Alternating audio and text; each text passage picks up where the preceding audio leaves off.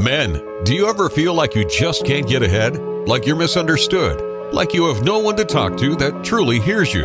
And women, are you often frustrated, hurt, and saddened in your relationships with the men in your life? What if there were a community of like-minded men going through the same challenges that would support, hear, and understand what you're going through? Working together in unison to create understanding, intimacy, and strong connections.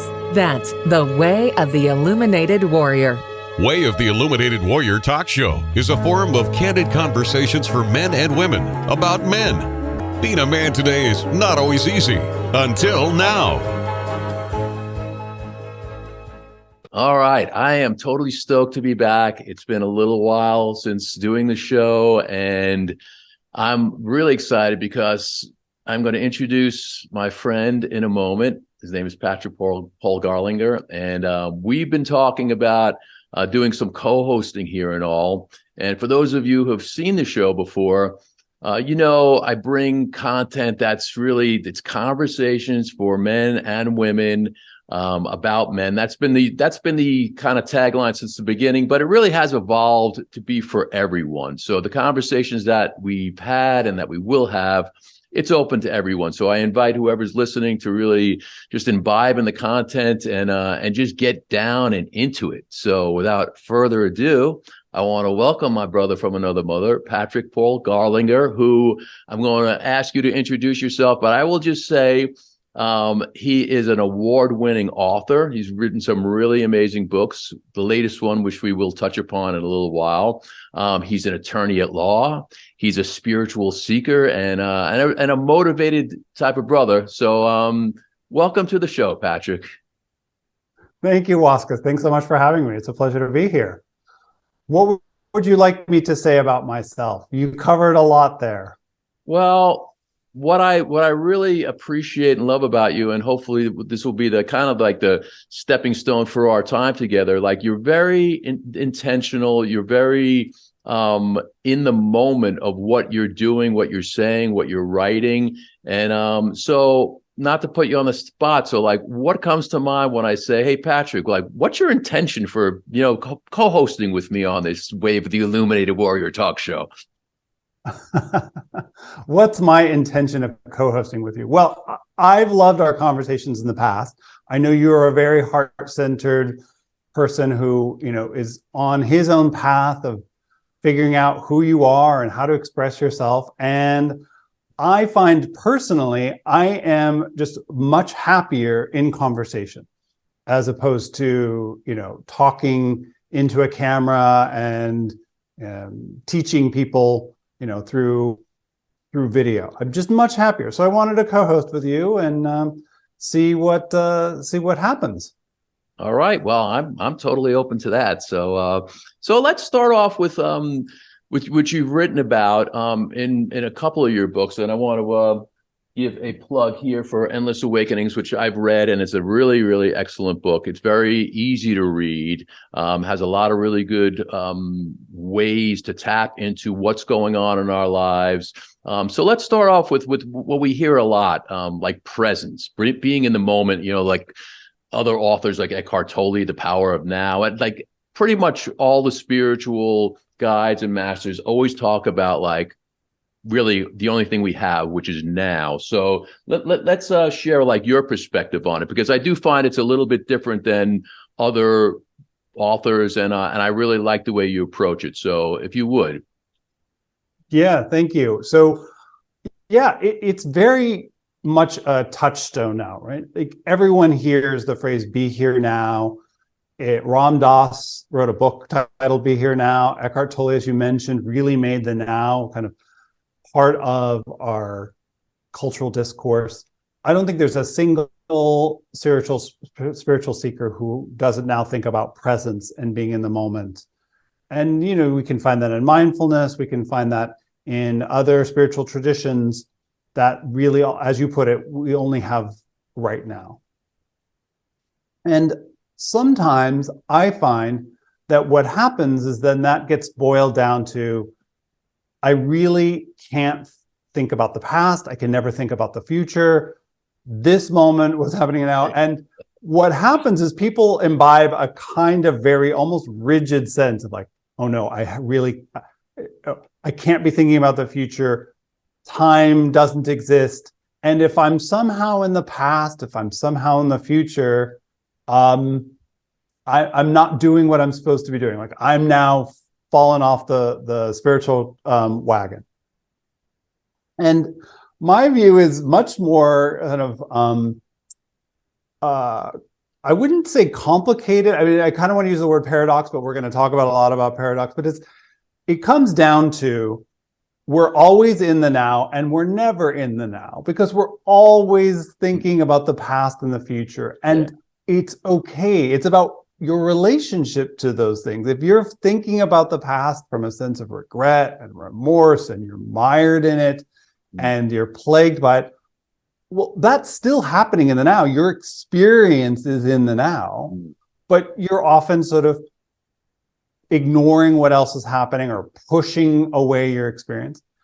And by the same token, there's lots of things that have to happen in the future and we plan for. I don't know anybody else in the world who isn't using a calendar and planning for events. You and I had to schedule this. Spiritual teachers who I'm sure Eckhart Tolle has a calendar. You know, he's planning his events. He doesn't just show up online and be like, I'm in the now. I'm not going to talk about tomorrow. So there's a way in which I want people to play with that and like loosen a little bit around sort of, I have to be present and what that means. That's such a great point. I love that because I know even for myself who has practiced mindfulness and meditation and presence for decades, sometimes, and sometimes it's more than sometimes, I'm ruminating over the past. And as we know, there's nothing you could do about the past. It's gone, it's done. And most of the time it's usually worry. So the past and ruminating about it doesn't help. But yet, as you're saying, we think about it. So I love that because, you know, why beat yourself up? Well, I'm not being in the present and I'm in the past or I'm planning for the future. And so many people I know do that. And I've done it to myself in the past.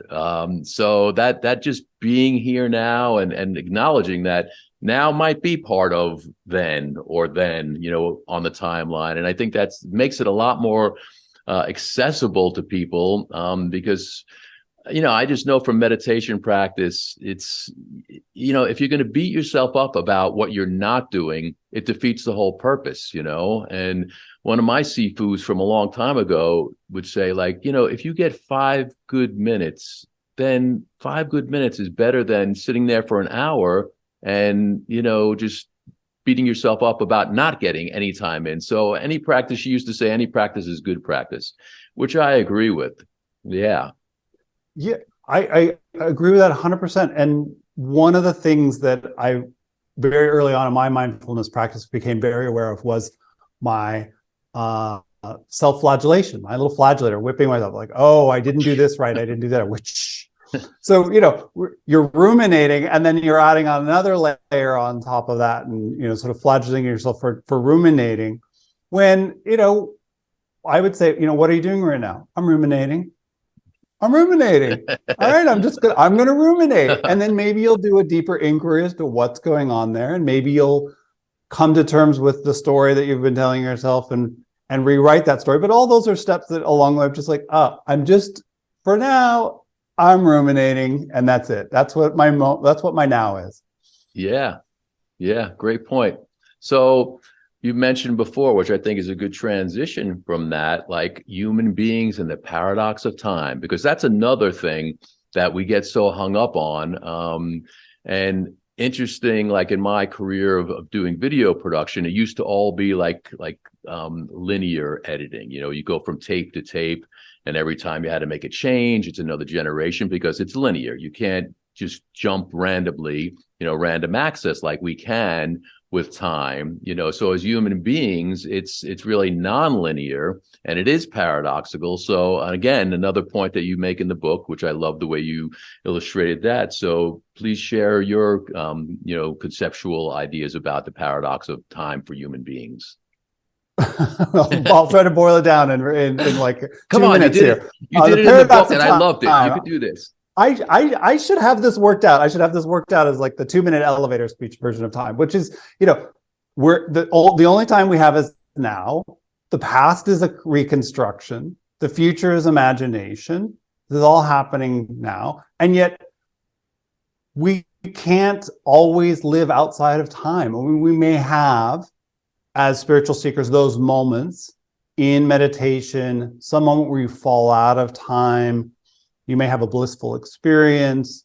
We recognize that each of our perception of time is completely different. I mean, you and I are intersecting now, but there's all sorts of time that you've spent that I wasn't present to you and you weren't present to me. We're each like living in our own time dimensions. And then we sort of intersect and we come back.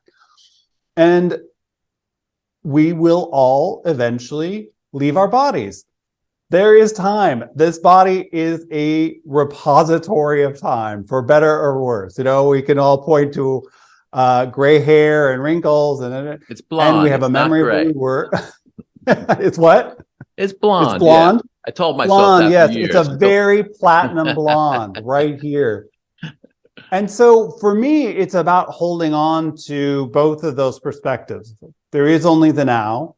I'm never fully in the now, or only rarely fully in the now. I'm thinking, I'm ruminating, and then I come back to the present moment, that eternal present, and I will experience death in a body, which is something that we're all guaranteed. And so for me, the paradox is holding all of that as true, being human. But, Yeah, that's a good illustration. Yeah. My practice of spirituality, I really find the best part about it is not taking it so seriously, because it can be like a weight of, especially you hear all the time, just like you hear the presence of now, like I'm spiritual. Like, what does that even mean, really, if you think about it? Yeah.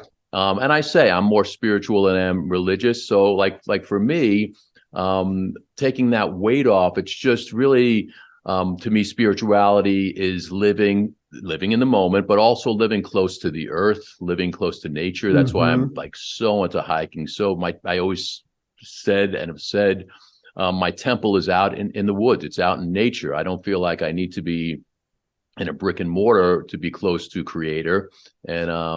And just taking what feels to me, not my, intellectual concept of being spiritual or, close to Creator. Just what feels really good to me is being out in nature, being with whatever it is, the creepy crawlies that are like, crawling on my body, feeling the breeze, smelling the scents, touching the trees. Yes, I'm a tree hugger. If you have a problem with that, go out and try it, and then tell me you got a problem with it, because I dare you. And, so it's all accessible. I feel like if we don't put those pressures on ourselves, like the old paradigm was like, go up to the top of the mountain, see the guru who's sitting cross-legged, who has all the answers. And I remember hearing or reading a long time ago, the guru on top of the mountain is all knowing and all seeing, but come down from the mountain, live here and now in the present world. That's the real challenge, because I've been on many, many retreats and gatherings, like out in South Dakota, and really all different places, doesn't matter where, but, touch me in here, and you get into that, wonderful feeling of lovely and warm and cuddly and, vibing with everybody else in the gathering. But yet the reality is this too shall pass. This is going to end. You're going to go back into your regular world, your normal routine, your Monday life. And, if you can't integrate like that mundane into who you really are, and, that spiritual experience you just had is wonderful, but live it in the real world every day. And that's really, I find, is the challenge, wouldn't you say? Oh, yeah. I mean, you've said so many great points here. So we're talking time, nature, and, kind of practicing spirituality, a sort of older paradigm of, sort of the guru versus, living in the real world. So what I wanted to say about time really quickly, which related to your previous question, which is, how spiritual seekers deal with time. And one of the things that comes up is this idea that I've awakened, right? Like you've had something, whether it's in nature, it's in meditation, you had an experience with a guru, a healer. There are lots of paths to awakening, but some moment where you're like, oh, my mind is not always telling me the truth. My thoughts are not necessarily real. I'm creating a sense of reality. And more than that, my reality is not limited to my five senses, that there's more to this world than that. So you have some moment, right, in your life, in your sort of sense of reality shifts. And for a lot of people, then it's like, whoa, this is amazing. And they're very excited and they go on. And then, 5 years later, 10 years later, they're like, okay.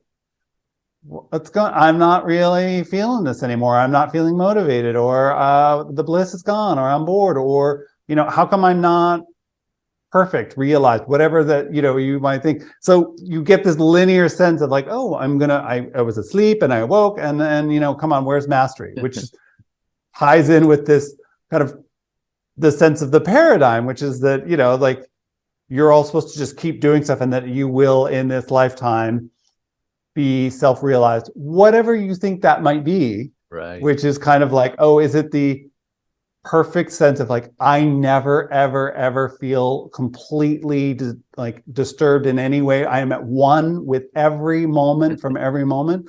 I have not met one. I have not met a single person on this planet, however advanced, that has never had some moment where they're like annoyed, pushed back, not feeling the oneness. Yeah. They're human still. They're in a body. You're human. They may exist. I haven't met them.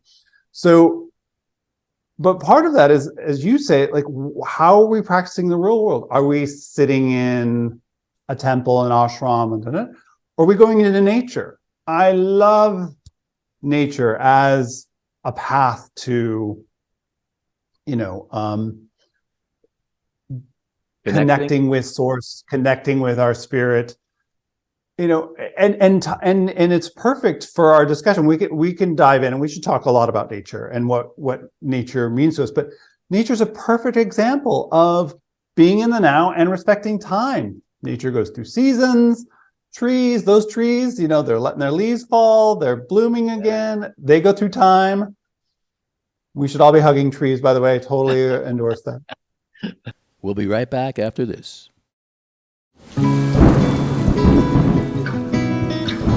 Do you sometimes feel down, lost, or lonely? Are your finances feeling sluggish? Can your relationships use a healthy tune-up? Don't fear, bro. Help is here. Experience the benefits of connecting with other men who are going through similar challenges.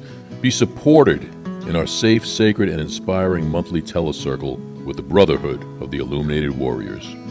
Connect with Waska for one-on-one mentoring with the first session completely free. What have you got to lose? Check out illuminatedwarrior.com or send an email to waska@illuminatedwarrior.com. You're invited to step up your game and join us. You'll be glad you did. What you described, I think, is one of the most critical aspects of awakening today, and why I still encounter so many people who feel really stuck. It's that it's going out into the real world. And for real world, that can mean going to jobs, dealing with other people, politics, government, society, all of those bigger picture collective issues are tremendous sources of triggering, but also perfect portals to, this is where you need to go. If you're really worked up over something, that's where your work is. Yeah, such a good point. So I find, like what you're saying also, it's so important to find practical ways to bring these practices into our lives, because otherwise it's like pressure. It's just another thing. It's like, well, I'm not doing this right, or I'm not sitting, in meditation, or I'm not doing my yoga practice. And I think it's really serves people the most to find whatever your own practice is that feels good, that that works for you, whatever it is. So there's no time frame limit on it. There's no like have tos or should haves. If it feels good and it's elevating your spirit and you feel healthy, then it's all good. I'm sure you know Thich Nhat Hanh, his teachings, the Vietnamese Buddhist monk. I love his teachings because they're so practical in, you know, what you can do in your life. And I remember reading one of his books that shared, when you're doing the dishes, just do the dishes. Don't be anywhere else. Yes. And I turned my kids onto that. They were very young at the time, and it was beautiful because we had fun with it, but also there was a lot less broken glasses, broken dishes, but it was fun. And, you know, they didn't even realize this is presence. We're just being present in the moment right now, you know? And so things like that, just taking, when I talk about meditation to like the group of guys I work with, I'm like, meditation doesn't have to be just sitting still and just focusing on your breathing. There's so many ways to meditate, and just a focused attention and intention. It could be working out, it could be reading a book, it could be talking to your partner, just that again, that presence and that focused attention of not being in a million different places. Why isn't that a meditation, right?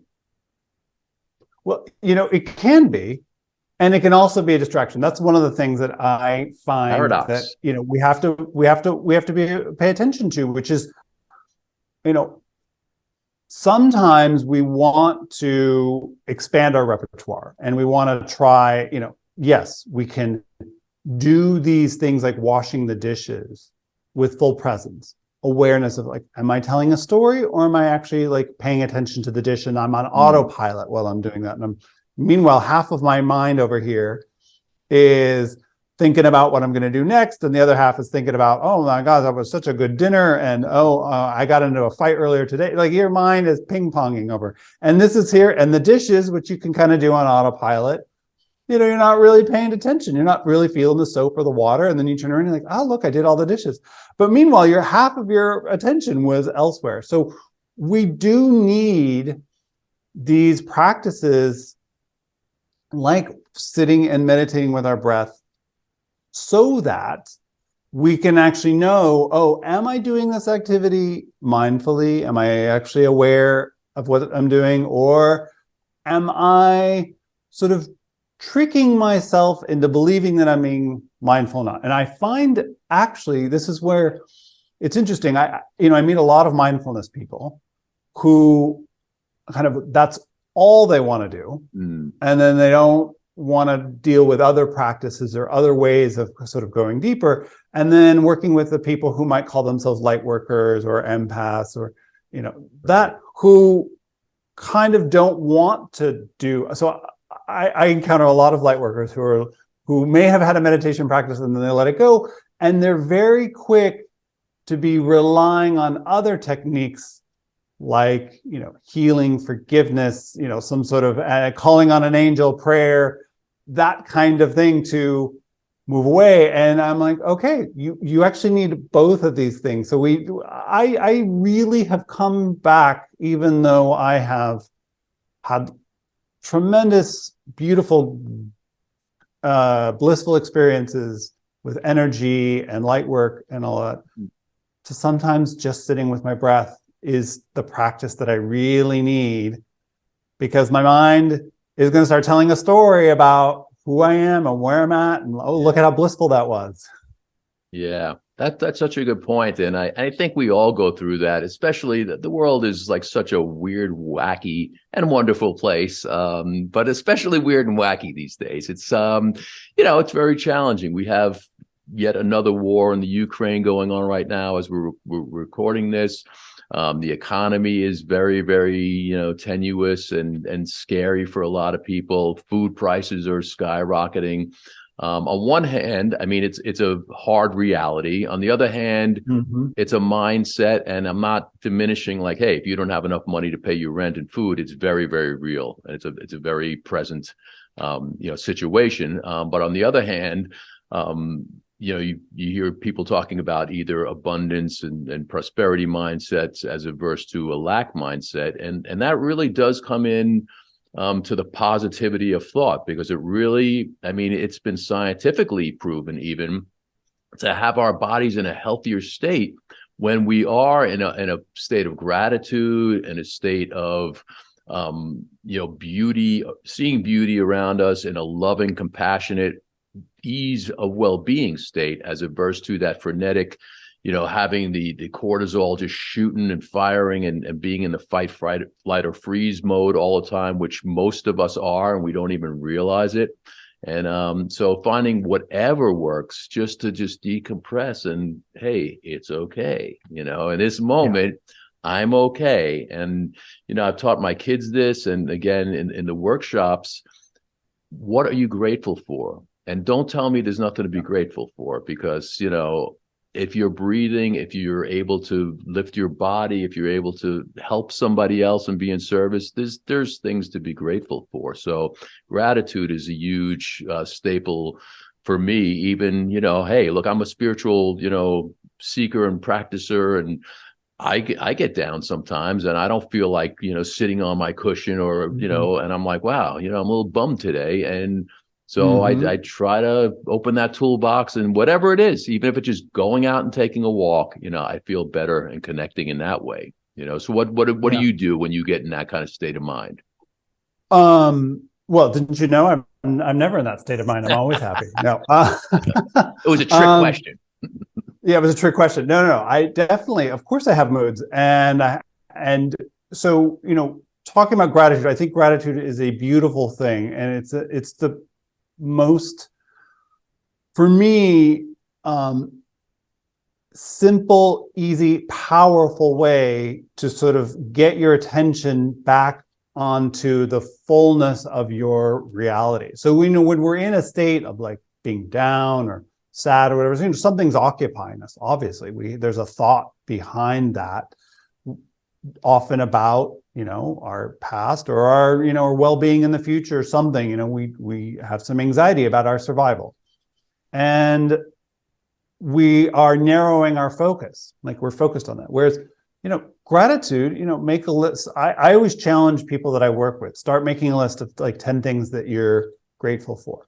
And we may start with big picture things, like I'm healthy right now, like I've got, I'm able to pay my rent, I'm able to buy food, whatever it is. I'm talking about like, I'm grateful for this like sip of coffee that I'm having right now, or this drink of water. Like you can get really granular of all that is supporting you right now, and just keep going. And so I challenge people to just keep going. 10, all right, 10 more. Like, don't tell me you can actually exhaust this list, because you cannot. You can keep finding it. And then you realize, wow, there's all this stuff that I'm just not paying attention for, kind of almost taking it for granted. So I, like you, rely on gratitude. When I find that that's not like the object that I'm dealing with needs attention, I give it attention. I give myself, back to what I said before, I'm ruminating. Yeah. I'm in the present right now and I'm ruminating. Something is coming up and needs attention. And so I honor it. And sometimes it's deep, sometimes it can last until finally you're like, oh, this is the thoughts hiding, or it's some event from your past that you didn't realize, you've dealt with maybe, or you never even realized that it was there, and it finally showed up, and you're like, oh, there it is. I think in that way, those moments of not feeling positive and not feeling happy, which may be a little different from the wackiness of the world, which we can talk about, because the world is definitely wacky. I don't like to push them away. I really like to sort of get deep in there and kind of muck around, like what's going on in this psyche. Yeah. Well, that's such a good point too, because, I've always said, emotions buried alive never die. So you could push them away. Mm-hmm. Sure you can, but guaranteed they're coming back, and maybe next week, and maybe next year, maybe 10 years, but they're coming back. There's no way around it. So it's so important to feel fully what you really feel. And of course, we don't always want to do that, because it hurts, and it's painful and it's challenging. So And we could certainly get into more into that. So I just want to remind people, if you're digging this conversation, subscribe, like what we're putting out there, and we will bring you more content. Just talking about those emotions and how they just never leave us. Like, what's your take on that? Oh, so this is the thing you mentioned about how it's difficult because they're painful. And one of the first lessons I ever had on an ayahuasca retreat was this message about like, pain is information. It's just information. And I know that that's hard for a lot of people.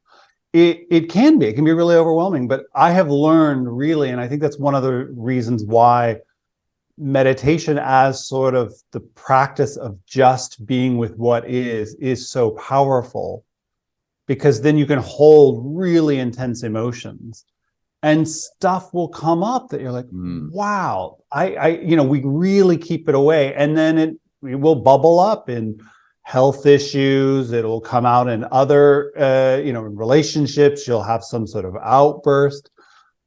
I feel like all of us are just carrying around storehouses upon storehouses of unresolved emotion. And one of the big issues that I see with people on a spiritual path, and this goes back to time and kind of a sense of identity of like, oh, I've healed that. That's done. I don't need to look back at that. I went on a retreat. I went to that 10-day retreat and I really looked at that inner child from that time of my life. And, and for better or worse, as an intuitive, when people come to me for readings and I tune in, I'm like, whoa, this is there. Like, oh, no, I dealt with that. I'm like, no. And you know what?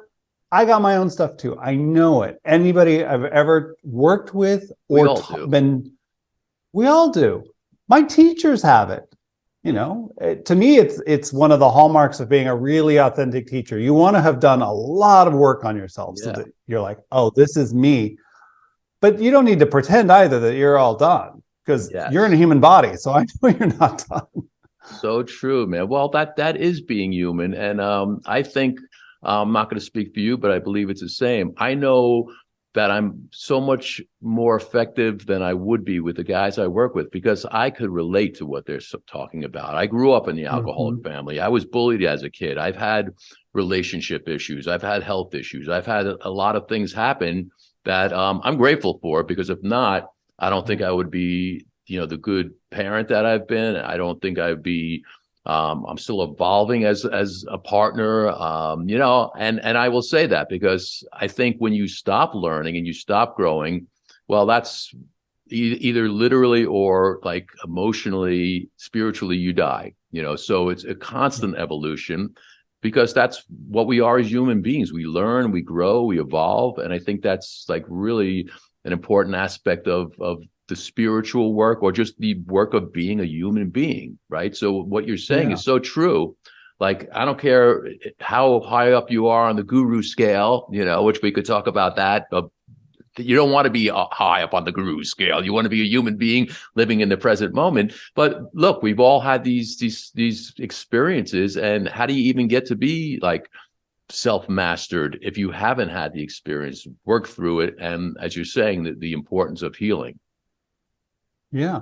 That's one of the reasons why, to go back to an earlier point, that the guru model has really kind of gone away, is that so many of the figures who have been designated as gurus by themselves or by followers, there turns out to be some sort of scandal. Unfortunately, the Buddhist world has been, had numerous sexual scandals where figures turn out to have engaged in really terrible behavior. And part of it is that even if you're not quite at the guru level, say you're trying to be this sort of influencer, trying to be a teacher and have followers, and there's an image involved, eventually some sort of identity gets built around. This is what I look like, and I'm going to brand it, and I'm going to look like it. And then ego. You don't want the ego. It's pure ego there of sort of holding on to this identity, and behind the facade, the very polished, super hyper branded facade is, the work that still needs to be done. And so that's why I when I connect with you. I would never say to anybody, I'm done. I'm done. I'm at the end of my, this book was all about, we're not done. Yeah. There's, we're all still working through stuff. We're never done, right? I can share that,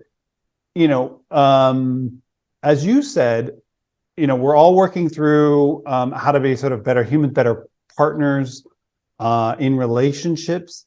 My relationship is always evolving, learning new things that come up that sort of remind me of like, oh, this is a pattern I've had. And I'll tell just a quick story about, was it about 6 months ago, maybe longer. And this wasn't in a relationship. This is just an example of the kind of thing that surfaces. I was doing a kind of shamanic journey with a practitioner and happened to have a couple of memories resurface from when I was a kid in grade school. And they were both around academic achievement. So one of them is that I was in like the second or third grade. I can't remember exactly, but I got moved to the 5th grade math class because I was really good at math. And it was an awful experience because all of my peers thought I was like, oh, here's the little nerd, pandering. He's a nerd. So I was like ostracized, right? And so then I go to this 5th grade math class where like all the 5th graders are like, who's this little like pipsqueak? We don't really want him around. So like all of a sudden my like social life was destroyed as this little 3rd grader. And so I ended up like not paying attention in the 5th grade math class. I didn't want to go. And so then I told the teacher, I don't want to go anymore. And she was like, well, the sense was of like disappointment. So here I was carrying with me this moment of my life, which must have lasted like all of like 2 or 3 weeks, where I just like was unhappy going to math class, that I just never resolved. It never came up, but it actually really structured my way. Like it had put me in an existential conundrum, which is that if I'm true to myself and smart, like if I own who I am, then my peers aren't going to like me. And then even if I try to do that, then I'm going to disappoint the figures of authority. So I can't please anybody. It put me in this conundrum. And it had shaped a lot of my like professional and academic relationships. Like once I unraveled it. And so that goes to your point. Like I'd never processed that. Nobody had ever asked me. And that wasn't like a trauma where I was going to go to a therapist. Right. It just structured my life. Yeah. Well, we're not taught to work through those things. So you hit some really good points. And other things that we're going to talk about in other shows, I mean, because we could talk a lot about trauma. And I think trauma is a really important topic because we're a walking traumatic society, really a world. We've all experienced trauma, so I definitely stay tuned because we'll be talking about that in subsequent shows. But that's really important. And you were talking about like gurus, and we're talking about ayahuasca ceremonies. So people very often ask me, like, because my spiritual name is Waska Wabus. So they say Waska, is it ayahuasca, which it's not. But I've done ayahuasca a number of times with a wonderful shaman from the rainforest. We call him affectionately Freddie.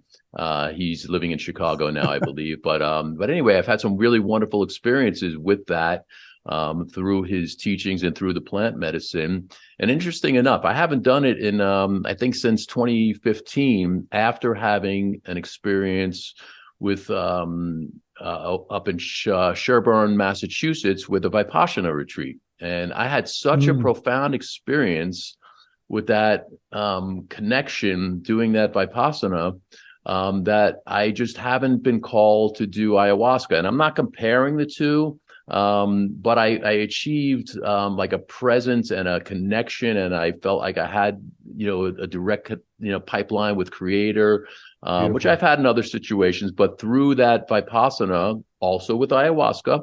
But I felt like, okay, I don't really need anything else to alter my brain chemistry. I could do this on my own.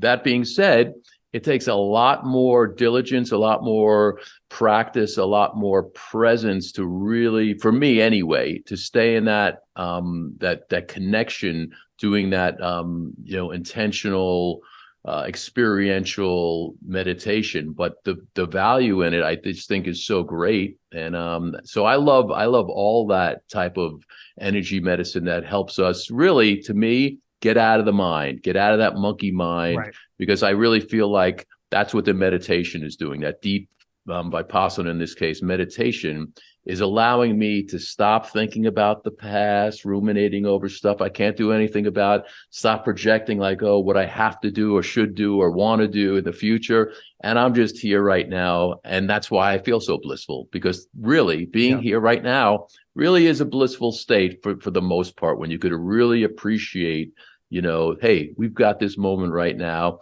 And as Thich Nhat Hanh, one of his little meditations I loved, like breathing in, breathing in, I smile, breathing out, I calm my body, dwelling in the present moment. I know this is a beautiful moment.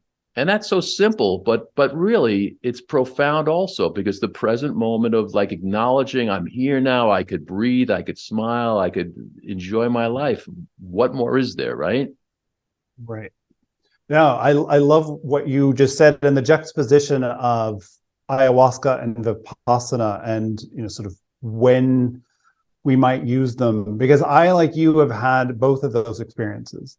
And I could even throw into the mix really profound energy work that led to a Kundalini awakening. And all these different experiences were magical and beautiful, and ultimately sort of led me to not really need or be called to do ayahuasca again. So similarly, I went through a period, in fact, in 2018, I had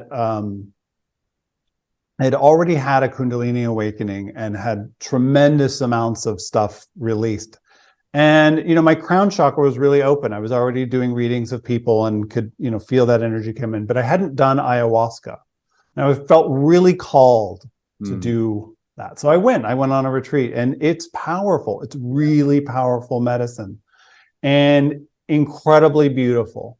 And I think that, what you alluded to is that it can really get you very quickly to a particular state of getting out of your mind, or it can, or at least purging. For a lot of people who haven't done a lot of work, it can be almost too much, because it really is purging a lot of unprocessed material. It's not always pleasant.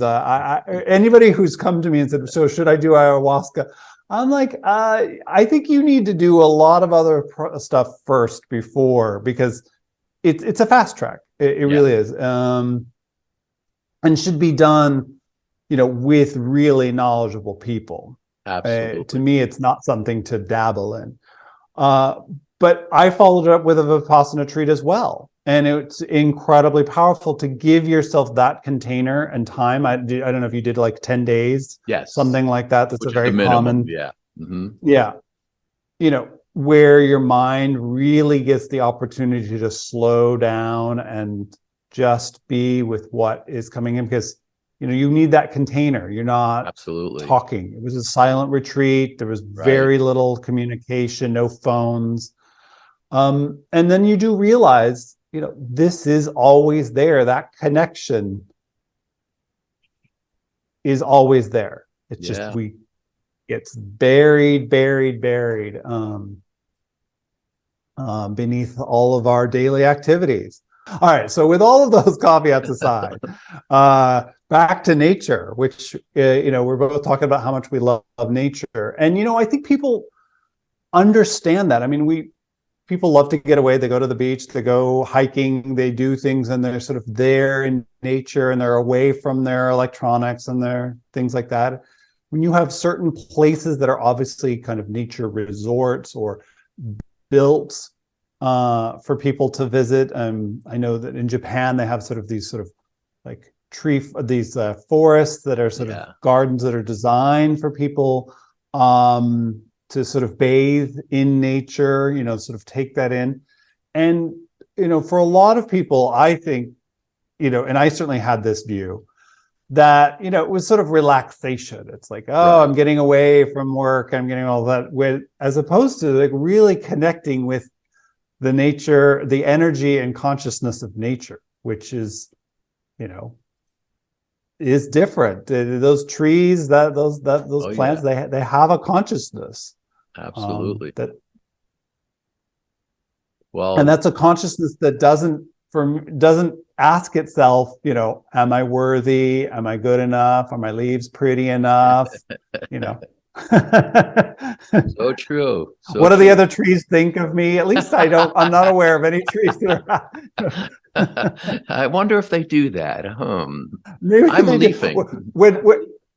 When science figures out how to read, trees' thoughts, and then we find out that they're like, oh, my branches, they're looking a little down today. I wonder if people have noticed. Our views on nature are going to shift. Yeah, well, there's something to that. I'm like very, very in alignment with Native American spirituality and cosmology and culture, and whether it's Native American or a lot of the Eastern martial arts and Tai Chi, they're all after animal movements and nature.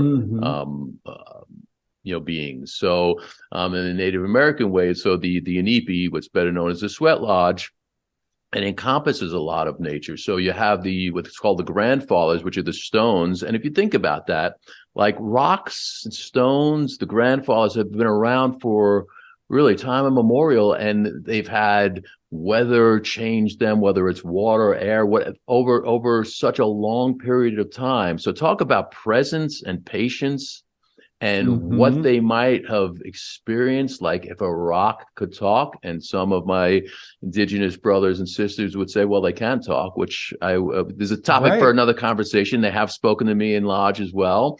The one-leg praying people, what they call the trees, just think about like how much they've seen and experienced. There was that book by Shel Silverstein. I remember reading when my kids were young, the learning tree, or the something about the tree, and they go through the whole process, and the guy chops it down and he winds up being able to sit on it, and then he deteriorates and fertilizer for the tree. I mean, there's just such wisdom there in nature that's the reason why there's such reverence in the philosophies, whether it's martial arts, Tai Chi, native ways, that the reverence for the elementals is just so strong, because we can and do learn from them, when we're open to that.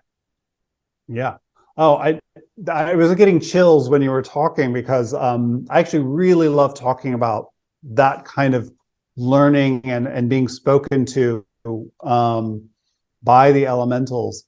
And it's something that, over time I've had different relationships with different aspects of nature, whether it's, working with different shamanic practitioners who are like, you should be connecting with, these trees, or very specific, or just being in different places and suddenly connecting. And, my tendency has been much more to be connected with air and water, sort of the flow and airiness, not being as grounded. I have my own tendency to be sort of flighty, even in terms of sort of like commitment and grounding and sticking to things. I'm somebody who loves to have multiple projects.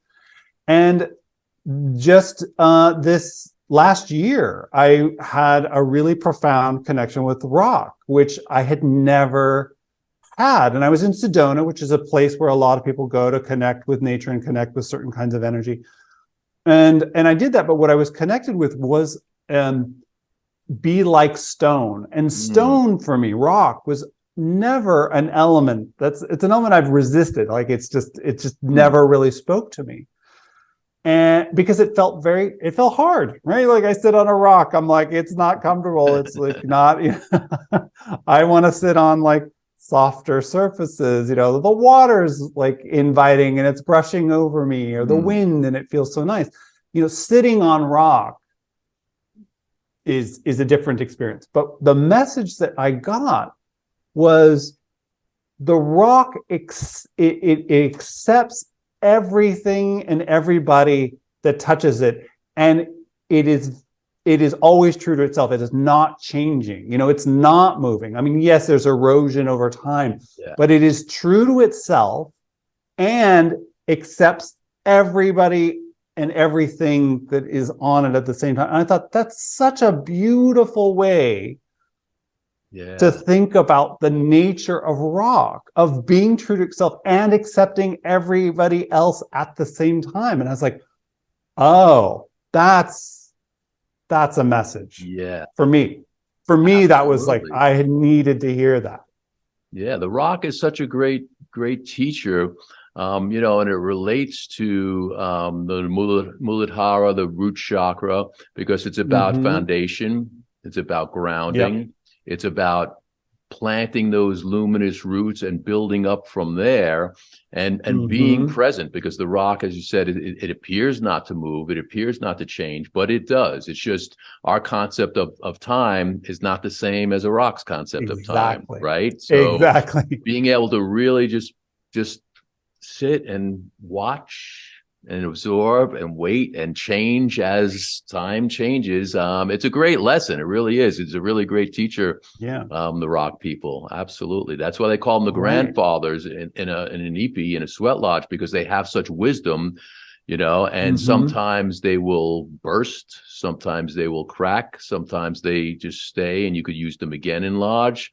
And when we're done, in that ceremony, they're put on an altar usually, because they have such wisdom. If you think about that, whether it's in a sacred ceremony like the inipi, the sweat lodge ceremony, where they're hearing like these intimate prayers and heartfelt expressions within this womb of the mother, or, I mean, I have rocks all over the place. I mean, when I moved out of New York, I couldn't move. I could have, but I had pounds and pounds and pounds of rocks from all around the world, because I just, people think I'm crazy. It's like, what do you got in that suitcase? Rocks, gold? No, rocks, because I just, my kids are small. We'd be on the beach or out in the woods collecting rocks, because they speak to me. They've always spoken to me. And that's a great practice I recommend for anybody also, getting back to the earth, because if you live in a concrete jungle, if you're in a city where you can't really connect with nature, if you can't get your feet into the earth and on the ground, you could do things like take rocks, sit with them, hold them in your hand, do a intentional meditation. Same thing with a house plant. I mean, not everybody lives in areas where you could get out into suburbia or more rural, so there's ways of connecting with nature that are practical also, without having to actually go into the woods, or into the ocean. Yeah. That's such a great suggestion. And, you're reminding me, I mean, I do live in the urban jungle. I'm still in New York, and the past, 3 some odd years have been really difficult in getting out, regularly. There's certain amount of park space and whatnot, but we've, the amount of travel that I was able to do and the spaces that I was able to navigate, just shrank for a certain period of time. And I really felt the absence, It did take, sort of trying to connect with the trees outside my window. I mean, we have a garden, thankfully, in our community that's, sort of an interior garden space. And, connecting with that, it's important to be, what you said, intentional about it, even if it's picking up some rocks that you have, resonated with. I love that. Yeah. I mean, I can't tell you how many times I've gifted people rocks, and surprisingly enough, it's not like, oh, here's a rock, just letting people know, hey, this is where this came from. This is what it meant to me. This is, I feel like it's a healing stone, or I prayed over it. And I think that's a powerful thing to do for people. It really is. I felt anyway, like an intentional, I thought, thoughtful gift for somebody. So go out there and give some rocks to your peeps. I know, suddenly pet rocks, it's like, and now it's got a whole nother layer to it. I know, right? That guy was brilliant. And I've seen a lot of, nature practices, shamanic practices, things sort of expanding that in ways, I have a deep reverence for it in such a way that I would never ever, present myself as doing anything like that work. That's not my tradition. I've worked with people. I've done shamanic soul retrieval work and realized that what I do is actually very similar when I tune into somebody and connect and see what they're doing, but I'm not using a drum or a rattle and things like that.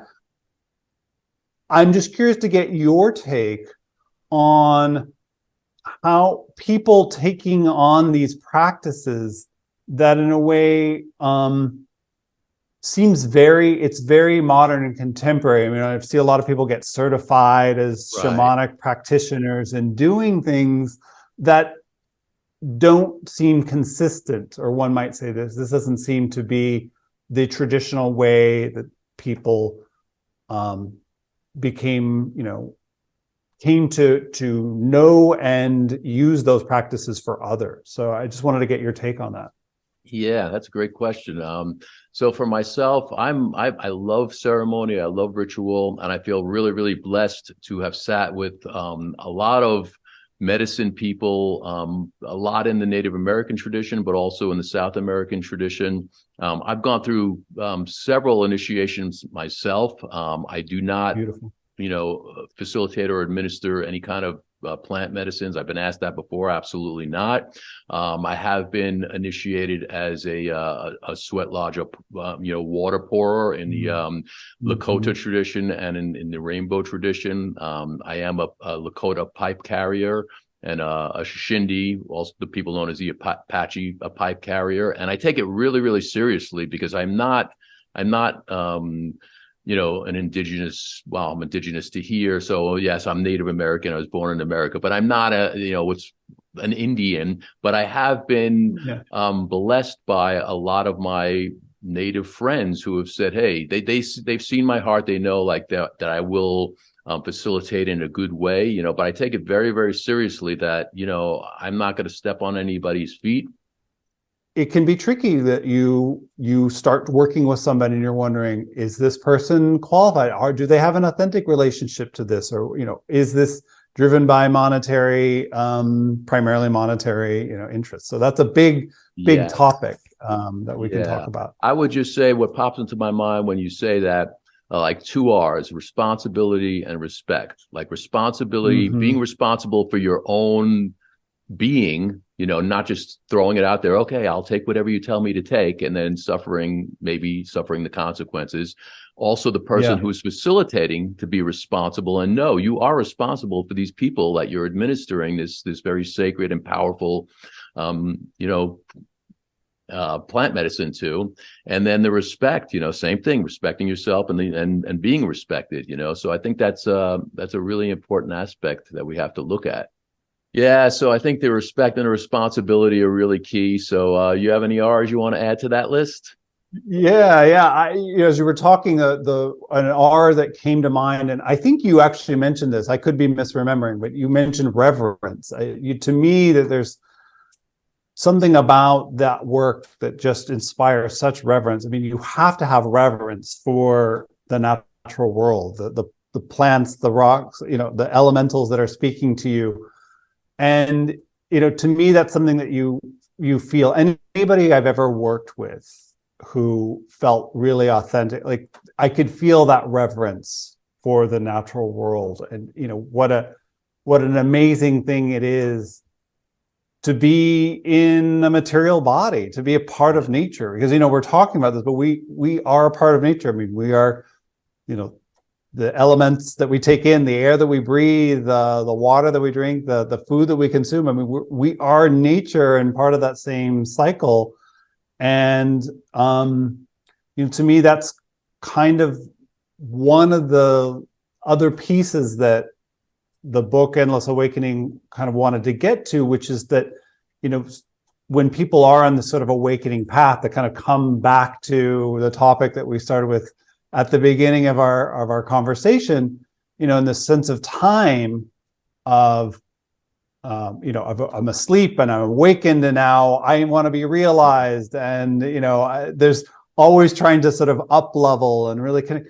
One of the things that happens, and why I'm so glad that we spent so much time talking about nature, is that a lot of people want to kind of get away from the material body. There's sometimes a sense of like, this, you hear it from a disparaging sense of like, oh, I'm a spirit and I'm just in this vessel. Like it's like a meat sack kind of thing where like, if I could just discard this, I would be fully realized. And I'm like, no, I mean, this is amazing to be in a human body. And so part of the path for me is not trying to escape being human in that sense of like, wow, I'm to be made of elements and wind and sun and all of that.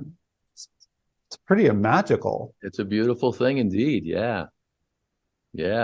Well, this was a really rich conversation. So I just want to thank you for joining me and to continue to join me on this journey, my friend. Thank you, Waska. It was such a pleasure to chat with you today. Excellent. So if you peeps enjoyed what we're offering here, please subscribe to the channel, because we're going to bring a lot more rich content. And if you have comments, please feel free to reach out to either one of us. And I believe our next show we will be with Harry Liddell, who is from across the pond from the UK, and we have a very interesting conversation coming up with him. So make sure you tune in, and until then, continue to illuminate your paths with loving kindness. Visit IlluminatedWarrior.com if you'd like to go deeper and find out more about what's available within the Illuminated Warrior Men's Transformational community. Tune in next time for more candid conversations for men and women about men on the Way of the Illuminated Warrior Talk Show. Until next time, illuminate your path with loving kindness.